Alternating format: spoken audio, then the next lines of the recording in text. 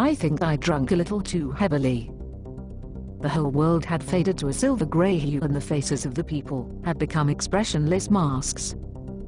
Above us, floating through the air like bright lights, were the entities who had given up and become.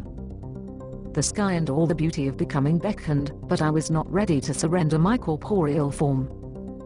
Occasionally, a few of those lights would detach themselves and float down, dancing about me in encouragement.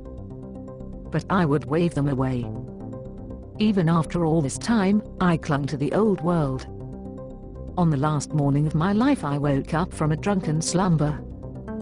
The wine had done little to ease my mounting depression, for I was all alone now, the last remnant of a dying world. So I took to wandering the ghostly and deserted streets, comfort drinking from a bottle of cheap wine. The floating city in the sky reached out to me. It's where all my friends are. I am told it is to reach a supreme state, and the people I have seen transformed have done so with smiles on their faces. From the ground I could hear their babble, and I longed to understand them. But they live in treble time, moving and talking too quickly for me to follow.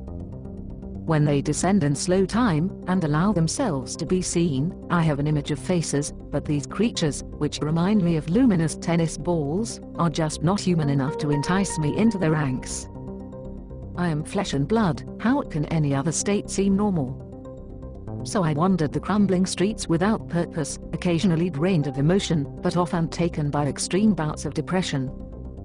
The entities try to comfort me, their sounds as sweet as music. I know I would be better off giving into this new existence, but I could not give up my earthly form. So I wandered streets that were familiar, and yet not. Robbed of the bustle of everyday life, they had no more substance than a deserted film set. It was a ghost town, and I was one of the few ghosts still haunting it. On my final day I was overcome with loss. All I can remember is falling to my knees and screaming, screaming, screaming. Then my screams died, all the hurt I felt was replaced by a wonderful sense of well-being, and I was flying, a graceful ride over a landscape that had for so long contained my earthly form. I felt liberated, more alive than I had ever felt before. This state of becoming was nothing to be loathed or feared, it was something to be embraced as the next logical step of our evolution. In time I would accept this gift as my right, but as I rose into the heavens I felt like a divine goddess returning to her kingdom after a long period of exile. I was going home. I was free. There is life beyond the flesh,